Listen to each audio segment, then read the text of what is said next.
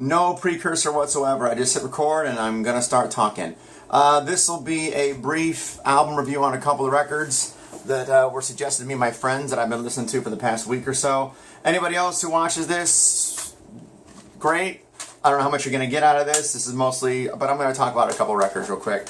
I've done a couple, and let's address this real quick. This is a spider bite. It's killing me. It's a week old. It's killing me. My lymph nodes swollen up. Ugh, it's awful.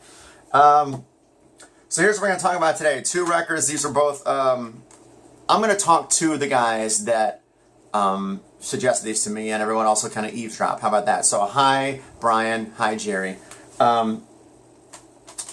Here's the two records. Brian suggested I listen to Clif Magness solo, which I've had for years and haven't gotten around to. And then Jerry turned me on to Kyle Vincent. So I listened to both these. I queued them up, and they've been just playing on a loop in my house for like a week. So it's time to share my thoughts because I said I would. I don't know which one to start with. Which one should I start with? Let's flip a coin. I don't have a coin. Let's flip a pad of paper. How about that? Heads up, we do Clif Magness. And blank side, we do Kyle Vincent.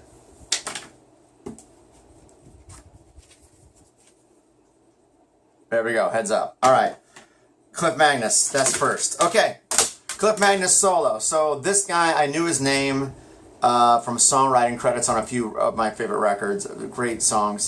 So I knew his name from songwriting, I knew that. I've seen this album cover bounced around on like melodic rock websites and stuff like that for several years, and I've owned this for several years. I just never got around to listening to it. So I finally did. Brian told me to listen to it, so I did. I didn't know this until maybe, I think actually until I listened to this, but there's a song by a band called, this is terrible the way I'm going in and out.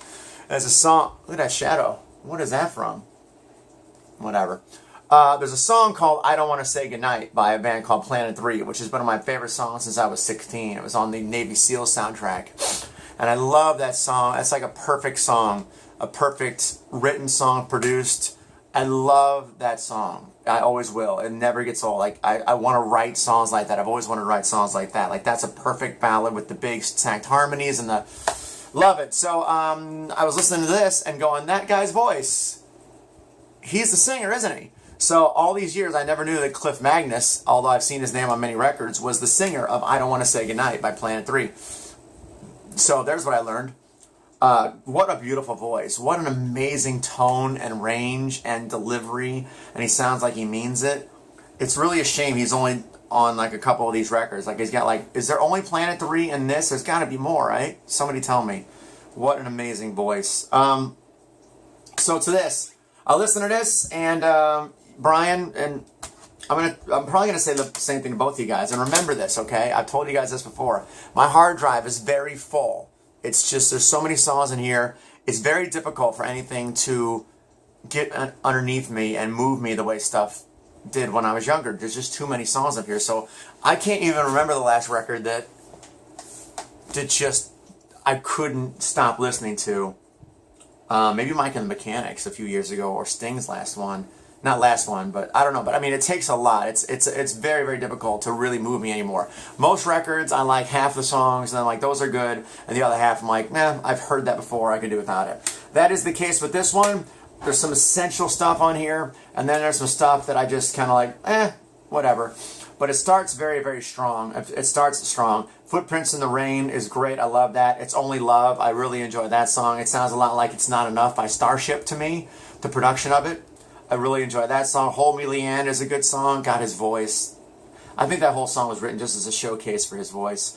One Way Out I didn't really care for, which surprises me because it was co-written by Martin Page, who I adore. Martin Page. You guys know Martin Page. I'm sure you do. I can't say it. Kalala, even though I've heard the song so many times, I can't pronounce it. That song sounds like it's Toto. That is a straight Toto, Joseph Williams kind of era Toto. Kalala, or however you say it, sounds like it came straight off of the 7th One record. Very good, very Toto feel. I dig that. Jenny's Still in Love, probably the best song on here. Just the production, the vocals, I love Jenny's Still in Love. Great song, lyrically interesting, a little bit different.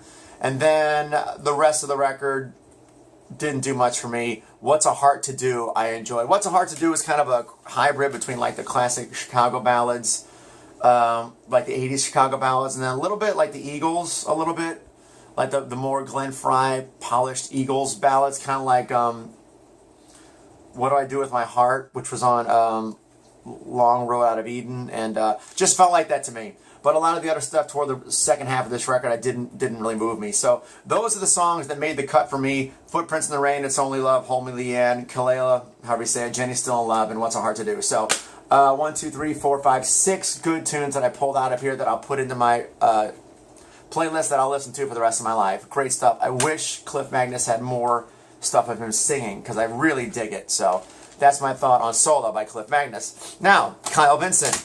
Jerry Ritz has been a great friend, a great supporter, and knows more about music than I ever will, and it freaks me out how much he knows about music. I got this image sometimes that Jerry just sits around his house 24 hours a day and just listens to music, don't you? Because you know everything. It's amazing. So he's been trying to turn me on to Kyle Vincent for a long time. He actually sent me a Kyle Vincent record, but I ended up buying this one because I like to pay for my music. Whether I enjoy it or not, I like to pay for it. So here are my thoughts on this. This is more of a singer-songwriter kind of thing, and it jumps around in style a little bit more. This is kind of similar to the Clif Magness in that I really enjoyed half of it, and then half of it I was like, eh. It was very interesting though, because I got parts of it sounded like, what's that one song, the last song?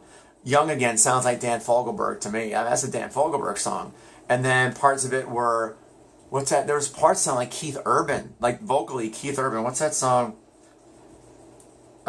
Next Time We'll Go Crazy, which I really love that. That's maybe my favorite song on here, Next Time We'll Go Crazy. But it sounds like a song, it sounds like Keith Urban delivery. It sounds a little bit like Tonight I Want to Cry by Keith Urban. It just kept thinking of Keith Urban songs. And then there's other rootsy stuff on here that's pretty cool. The songs that I am going to pull out of here and keep with me are the first one, Ariane. I like that. Wake Me Up When the World's Worth Waiting For. And then I kind of skip through Next Time We'll Go Crazy, great song, In the Worst Way, and Young Again. So 5 of these tunes I really, really enjoyed.